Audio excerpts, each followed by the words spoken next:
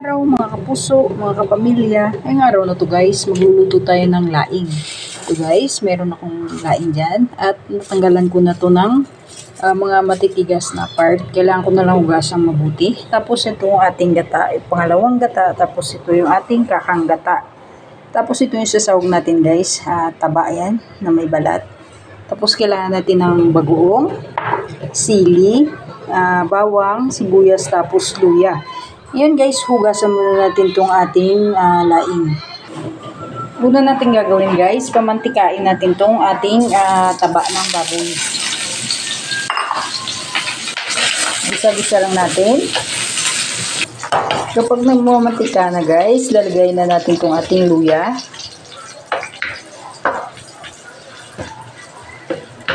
Yan, mix-mix nyo lang yan. Tapos itong ating sibuyas. Saka yung ating bawang. Isa-isa lang natin.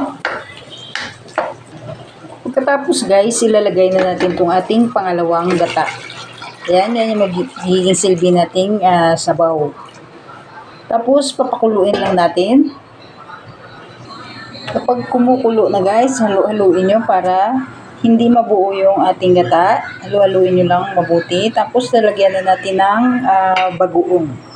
Ito guys, lalagyan na natin ng bagoong para mas masarap yung ating laing. Yan.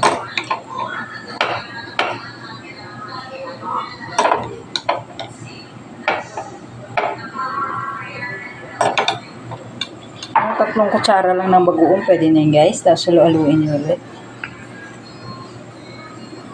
Tapos kapag sa tingin nyo na halo nyo ng mabuti yung gata, mimix nyo na yung dahon ng gabi. Ito guys, ilalagay na natin itong ating gabi.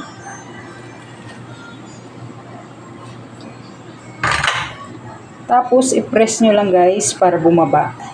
Huwag nyo hahaluin hanggat hilaw pa yung gabi para hindi siya mangagat. Yan. I-press nyo lang. Yan, ganyan lang ang gagawin nyo. Ngayon guys, kapag natuyo na yung gata guys, pwede nyo nang haluin.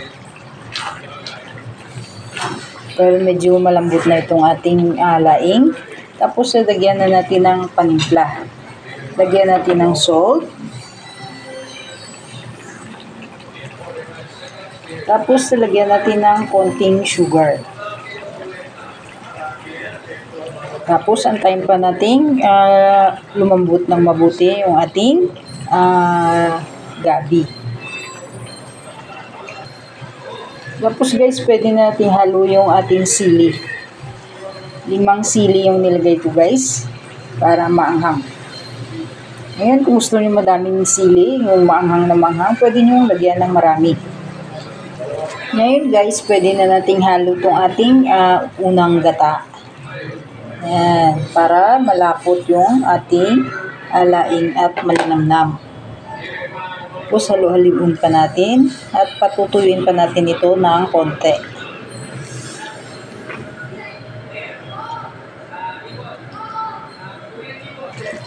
Ayan, kapag natuyo na guys, ayan, luto na itong ating laing. Ayan, tingnan nyo naman ang itsura guys. Kulang na lang ito, prito ng isda at mapadami kayo ng kain. Ayan, tapos titikman na natin guys kung okay na yung lasa.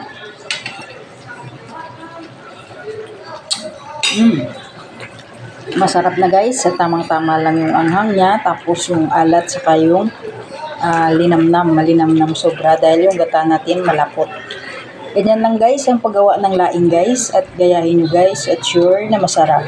Thank you for watching, bye bye!